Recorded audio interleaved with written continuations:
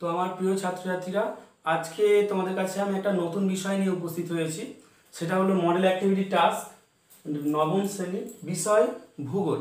অর্থাৎ ভূগোলে যে সমস্ত মডেল অ্যাক্টিভিটি টাস্ক বা হোমওয়ার্কগুলো তোমাদের দেওয়া হয়েছিল সেগুলো আজকে আমরা সলভ করে দেখাবো। সেগুলো দেখে নাও। তো দেখো, যে সমস্ত প্রশ্নগুলো তোমাদের দেওয়া হয়েছে সেগুলো আগে দেখে নাও। মডেল অ্যাক্টিভিটি টাস্ক ক্লাস 9 ভূগোলের দেখো, একের প্রশ্ন দিয়েছে, সৌরজগতের অন্যান্য গ্রহের মধ্যে একমাত্র পৃথিবীই জীবকুলের আবাসস্থল। বক্তব্যটির যথার্থতা বিচার করো। 2, চিত্রসহ দিনরাত্রির দৈর্ঘ্যের হ্রাস বৃদ্ধির সংঘটন বর্ণনা করো। 3 দিয়েছে দেখো, প্রচলিত ও অপ্রচলিত শক্তির মধ্যে পার্থক্য নিরূপণ করো। আর 4 দেখো, সম্পদ সংরক্ষণের সম্ভাব্য উপায়গুলি লেখো। তো এই 4টে প্রশ্ন তোমাদের সলভ করার জন্য দেওয়া হয়েছে। এইগুলো তোমরা নিজেরা আলাদা ভূগোলের খাতা তৈরি করবে, করে সলভ করবে। তো আমি তোমাদের সলভের জন্য সুবিধার্থে তোমাদের প্রশ্ন উত্তর সলভ করে দিয়েছি। তো দেখে নাও তোমরা যেভাবে আগে সলভ করবে।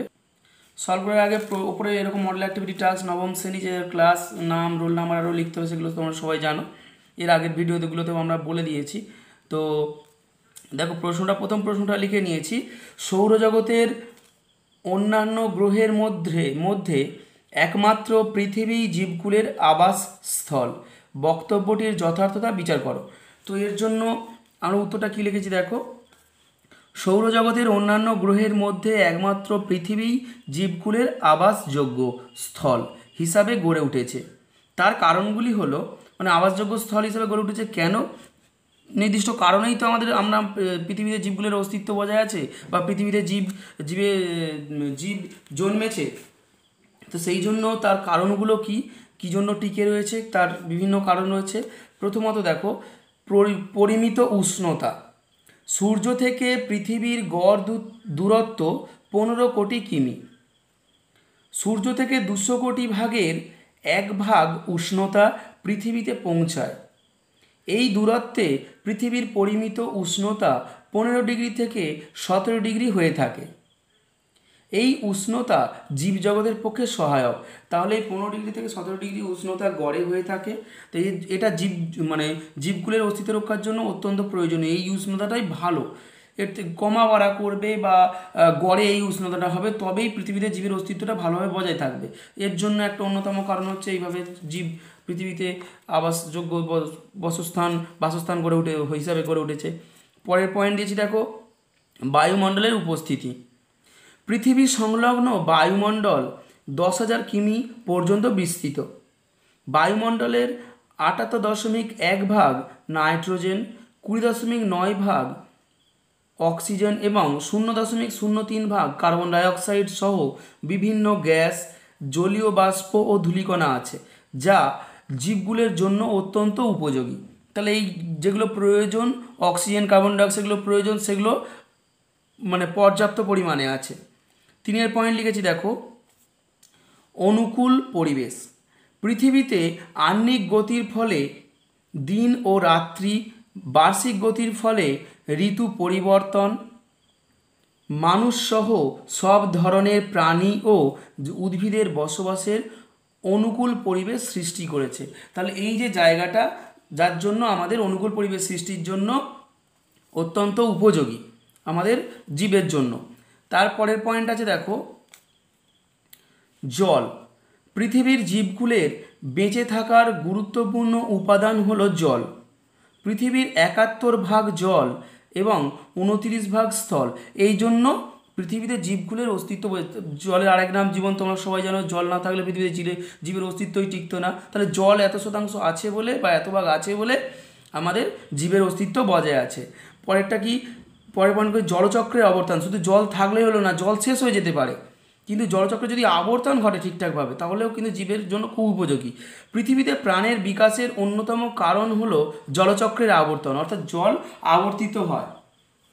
মানে জল পুনরায় পৃথিবীতে ফিরে আসছে, ওপরে উঠছে, মেঘ উপরে জলীয়বাষ্প আকারে ওপরে উঠছে, উঠে ঘনীভূত হচ্ছে, ঘনীভূত হয়ে মেঘের জন্ম হচ্ছে, মেঘ থেকে আবার বৃষ্টি রূপান্তরিত হয়ে আবার পুনরায় বৃষ্টিতে এতে ফিরে আসছে। এই যে পরিস্থিতি, এই যে জলচক্র, আরও বিভিন্ন রকম পরিস্থিতি জলচক্রের ভাগ আছে, সেই রকমভাবে ফিরে আসছে বলে জলের অস্তিত্বটা বজায় আছে। আর পৃথিবী আর জলের সঙ্গে যেহেতু জীবের অস্তিত্ব নির্ভরশীল, তাহলে এটা একইভাবে থেকে যাচ্ছে। এর জন্যই জীবকুল জীবন ধারণের জন্য প্রয়োজনীয় জল পেয়ে থাকে। এরপর 6 পয়েন্ট করেছি, দেখো ভৌগোলিক পরিবেশ, বায়ুমণ্ডল থেকে জলপ্রাপ্তির সুবিধা, অনুকূল জলবায়ু, মৃত্তিকার উপস্থিতি, বৈচিত্র্যময় স্বাভাবিক উদ্ভিদের উপস্থিতি, বৃষ্টিপাত, আর্দ্রতা, উপযুক্ত উষ্ণতা, ভূপৃষ্ঠের বিভিন্ন অঞ্চলে কৃষিকাজের অনুকূল ভৌগোলিক পরিবেশ সৃষ্টি করেছে। তাহলে এত কিছুর জন্য, এত কিছু কারণে আমাদের পৃথিবী একমাত্র আবাসস্থল হিসাবে গড়ে উঠছে। ভালোভাবে দেখে নাও।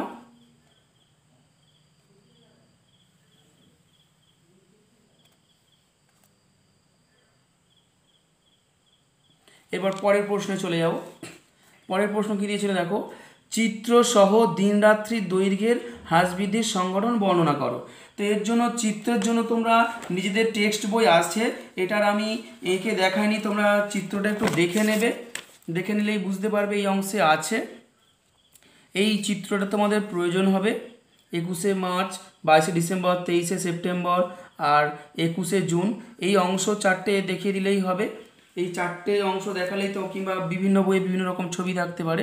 দিন রাত্রির দৈর্ঘ্যের হ্রাস বৃদ্ধি, তোমরা এটা পৃথিবী কি গোল এই অধ্যায়ে পেয়ে যাবে। অর্থাৎ পৃথিবী কি গোল এটা তোমরা মূলত পাবে, সরি এটা পৃথিবীর এই গতিসমূহ অধ্যায়ে তোমরা পেয়ে যাবে খুঁজলেই। তো এই অংশটা ছবিটা দিয়ে দেবে। তো এরপর আমরা বলি, এবার লিখেছি দেখো, চিত্রসহ দিনরাত্রি দৈর্ঘ্যের হ্রাস বৃদ্ধির সংগঠন কীভাবে হচ্ছে। চিত্রটা তোমরা বই থেকে করে নিচ্ছ, এটা আমি লিখে দিয়েছি। পৃথিবীর অভিগত গোলক আকৃতি, উপবৃত্তাকার কক্ষপথ, পৃথিবীর অবিরাম আবর্তন ও পরিক্রমণ গতি এবং সূর্যকে প্রদক্ষিণের সময় পৃথিবীর মেরুরেখা তার কক্ষতলের সঙ্গে 665 ডিগ্রি হেলানোভাবে, মানে কোণ করে হেলানোভাবে অবস্থান করে বছরের বিভিন্ন সময়ে পৃথিবীর দিনরাত্রির হ্রাস বৃদ্ধি ঘটে। মানে করে বলেই বছরের বিভিন্ন সময়ে দিনরাত্রির হ্রাস বৃদ্ধি ঘটে। যেমন একে কী লিখেছি দেখো, 21শে মার্চ তারিখটিতে সূর্য নিরক্ষরেখা ঠিক মাথার ওপর লম্বভাবে পড়ে। এর ফলে ওই দিন সূর্য থেকে উত্তর মেরু ও দক্ষিণ মেরু সমান দূরত্বে অবস্থান করে। এই জন্য ওই দিনটিতে পৃথিবীর উভয় গোলার্ধে দিনরাত্রি সমান হয়। তাহলে 21শে মার্চ তারিখটিতে কি পরিস্থিতি হয়, নিরক্ষরেখার ওপরে ঠিক লম্বভাবে সূর্যরশ্মি দেওয়ার ফলে, মাঝামাঝি অবস্থানের ফলে ওই দিনটাতে দিনরাত্রি সমান হয়। একে মহাবিষুব বলা হয়। তাহলে 21শে মার্চ দিনরাত্রি সমান হয়, এটা বোঝা গেল। তারপর 23শে সেপ্টেম্বরও একই অবস্থা ঘটছে। দেখো 23শে সেপ্টেম্বর তারিখটিতে সূর্য একইভাবে নিরক্ষরেখার ওপর লম্বভাবে কিরণ দেওয়ার ফলে ওই দিনটিতেও পৃথিবীর একসঙ্গে হবে, এটা ওই দিনটিতেও পৃথিবীর উভয় গোলার্ধে দিনরাত্রি সমান হয়। ওই দিনটিকে বা এই দিনটিকে জলবিষুব বলা হয়। তারপর কি 21শে জুন, 3 পয়েন্ট দিয়ে, 21শে জুন তারিখে পৃথিবীর উত্তর গোলার্ধ সূর্যের কাছাকাছি চলে আসে এবং ওই দিন সূর্যকিরণ কর্কটক্রান্তি রেখার ওপর লম্বভাবে পড়ে। ফলে ওই দিন উত্তর গোলার্ধের দিন সবচেয়ে বড় ও রাত সবচেয়ে ছোট হয়। তাহলে উত্তর গোলার্ধে যদি দিন বড় রাত ছোট হয়, দক্ষিণ গোলার্ধে কী হবে, আবার দক্ষিণ গোলার্ধে ঠিক তার বিপরীত অবস্থা দেখা যায়, অর্থাৎ দিন ছোট ও রাত বড় হয়। তাহলে উত্তর গোলার্ধে যদি দিন বড় রাত ছোট হয়, দক্ষিণ গোলার্ধে ঠিক তার বিপরীত হবে, রাত বড় দিন ছোট। তারপর দেখো 4 পয়েন্টে কি দিয়েছি, 22শে ডিসেম্বর তারিখে পৃথিবীর মকরক্রান্তি রেখায় সূর্য লম্বভাবে কিরণ দেয়। ফলে ওই দিনটিতে দক্ষিণ গোলার্ধে দিন বড় ও রাত ছোট হয়, আর উত্তর গোলার্ধে ঠিক এর বিপরীত, অর্থাৎ রাত বড় ও দিন ছোট হয়। তাহলে এই অংশটা তোমরা লিখে নেবে, ভালোভাবে দেখে নাও।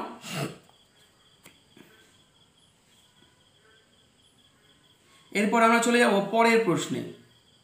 পরের প্রশ্ন লেখা ছিল, দেখো, প্রচলিত শক্তি ও অপ্রচলিত শক্তির মধ্যে পার্থক্য নিরূপণ করো। দেখো প্রশ্নটা লিখে নিয়েছি, প্রচলিত শক্তি ও অপ্রচলিত শক্তির মধ্যে পার্থক্য নিরূপণ করে লিখে নিয়েছি। তো ওখানে লিখেছি, দেখো, প্রচলিত শক্তি একদিকে, অপ্রচলিত শক্তি একদিকে লিখে নিয়েছি। লিখে নিয়ে প্রচলিত শক্তির দিকে একে কি লিখেছি, দেখো, যে সকল শক্তি মানুষ বহু প্রাচীনকাল থেকে ব্যবহার করছে তাকে প্রচলিত বা চিরাচরিত শক্তি বলে। আর অপ্রচলিত শক্তির দিকে কি লিখেছি, দেখো, যে সকল শক্তির ব্যবহার এখনও ব্যাপকভাবে প্রচলিত নয় তাকে অপ্রচলিত শক্তি বলে। দুয়ে, প্রচলিত শক্তির উৎসগুলি গচ্ছিত সম্পদ, তাই এদের যোগান সীমিত। আর অপ্রচলিত শক্তির দিকে লিখেছি, দেখো, এই শক্তির উৎসগুলি অফুরন্ত সম্পদ, তাই এদের যোগান সীমিত নয়। প্রচলিত শক্তির তিনে কি লিখেছি, দেখো, এগুলি অপুনর্ভব সম্পদ, অর্থাৎ শক্তি সম্পদগুলি একবার ব্যবহার করার পর পুনরায় তা থেকে আর শক্তি উৎপাদন করা যায় না, তা ফুরিয়ে যায়।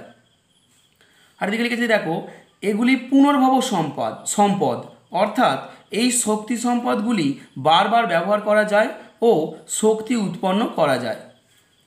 পরের পয়েন্টে 4-এ লিখেছি, দেখো, প্রচলিত শক্তির দিকে, প্রচলিত শক্তি সম্পদ থেকে শক্তি উৎপাদনের সময় পরিবেশ দূষিত হয়। আর অপ্রচলিত শক্তির দিকে লিখেছি, দেখো, অপ্রচলিত শক্তি সম্পদ থেকে শক্তি উৎপাদনের সময় পরিবেশ দূষিত হয় না। লাস্ট 5-এ কী লিখেছি, দেখো, প্রচলিত শক্তির উৎসগুলি হলো কয়লা, খনিজ তেল, প্রাকৃতিক গ্যাস, ইউরেনিয়াম ইত্যাদি। আর অপ্রচলিত শক্তির দিকে লিখেছি, দেখো, অপ্রচলিত শক্তির উৎসগুলি হলো সূর্যরশ্মি, জল, বায়ু, জোয়ার ভাটা, সমুদ্র তরঙ্গ ইত্যাদি। তো এই অংশটা তোমরা ভালোভাবে 5টা পরপর দেওয়া আছে, তোমরা ভালোভাবে দেখে নাও। এটা তোমরা তো স্টপ করে খাতায় লিখে নাও বা স্ক্রিনশট করে নাও, নিয়ে লিখে নাও, তাতে তোমাদের ভালো হবে। তো পরের প্রশ্ন কি ছিল, দেখো, পরের প্রশ্ন, সম্পদ সংরক্ষণের সম্ভাব্য উপায়, এটা লিখতে বলেছে। তো এটার জন্য তোমাদের প্রশ্নটা প্রথমে লিখেছি, সম্পদ সংরক্ষণের সম্ভাব্য উপায়গুলি লিখে নিয়েছি। উত্তর দেখো, লিখেছি, সম্পদ সংরক্ষণের সম্ভাব্য উপায় বা পদ্ধতিগুলি হলো, একে কি লিখেছি, প্রয়োজন ভিত্তিক ব্যবহার। দেখো, প্রয়োজন ভিত্তিক সম্পদের উৎপাদন ও ব্যবহার করলে সম্পদের স্থায়িত্ব বৃদ্ধি পায়, তাতে কী হবে, সম্পদ সংরক্ষিত হবে। তারপর 2-এর পয়েন্টে লিখেছি, দেখো, পরিবর্তিত দ্রব্যের ব্যবহার। গচ্ছিত সম্পদ যেগুলো আর কি গচ্ছিত আছে, সেই খনিজ তেল থেকে আরম্ভ করে, কয়লা থেকে আরম্ভ করে বিভিন্ন রকম গচ্ছিত সম্পদ যেগুলো আছে, গচ্ছিত সম্পদের ব্যবহার কমিয়ে প্রবহমান সম্পদের ব্যবহার বাড়ালে সম্পদ সংরক্ষিত হয়। যেমন বিদ্যুৎ উৎপাদনে কয়লার ব্যবহার কমিয়ে, মানে কয়লাতে গচ্ছিত সম্পদ, তা থেকে বিদ্যুৎ উৎপাদন করা কমিয়ে জলস্রোত ব্যবহার করে, মানে জলস্রোতের সাহায্যে আমরা জলবিদ্যুৎ তৈরি করতে পারি। জলস্রোতের সাহায্যে জলবিদ্যুৎ তৈরি করলে আমরা ওটাকে সংরক্ষিত করতে পারবো, তাহলে সম্পদ সংরক্ষণ করতে পারবো। জলস্রোত ব্যবহার করলে কয়লা সংরক্ষিত হয়। তারপর কী লিখেছি, পরের পয়েন্ট, অপচয় রোধ। দেখো, সম্পদ উৎপাদন ও ব্যবহারের সময় অপচয় বন্ধ হলে সম্পদ সংরক্ষণ হয়। 4-এর পয়েন্ট দিয়েছি, দেখো, পুনর্ব্যবহার। একই বস্তু উন্নত প্রযুক্তির সাহায্যে বারবার ব্যবহার করলে সম্পদের সাশ্রয় ঘটে।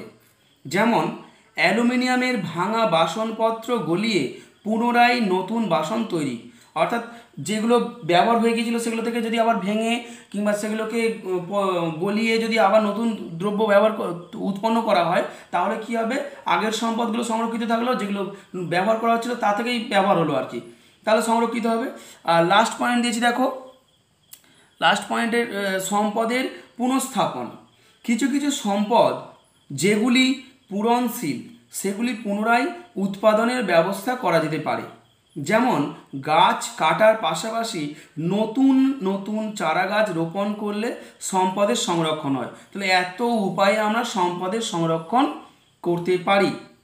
যে মানে অপচয় বন্ধ করতে হবে, প্রয়োজন অনুযায়ী ব্যবহার করতে হবে, পুনরায় ব্যবহার করতে হবে, তার পরিবর্তিত দ্রব্য ব্যবহার করতে হবে, সম্পদের পুনরায় স্থাপন করতে হবে, তবেই সম্পদ সংরক্ষিত হবে এই উপায়গুলো অবলম্বন করলে। তো বুঝতে পেরেছো আশা করি। সমস্ত কোশ্চেনগুলো আমরা আলোচনা করলাম। তোমার 4টে কোশ্চেন দেওয়া ছিল, 4টে কোশ্চেন পরপর উত্তর করে দিলাম। তো আশা করি তোমাদের কারোর অসুবিধা হবে না। যদি এখনও পর্যন্ত কেউ আমাদের চ্যানেলটা সাবস্ক্রাইব না করে থাকো, অবশ্যই সাবস্ক্রাইব করে নেবে, তাতে করে তোমাদের সুবিধা হবে। আর শেয়ার করবে, ফেসবুক হোক কিংবা হোয়াটসঅ্যাপ হোক, এখান থেকে তোমরা লিঙ্ক শেয়ার করবে যাতে করে তোমাদের বন্ধুদের উপকার হয়। আর আবার দেখা হবে পরবর্তী ভিডিওতে নতুন কোনো বিষয় নিয়ে। সুস্থ থেকো, ভালো থেকো।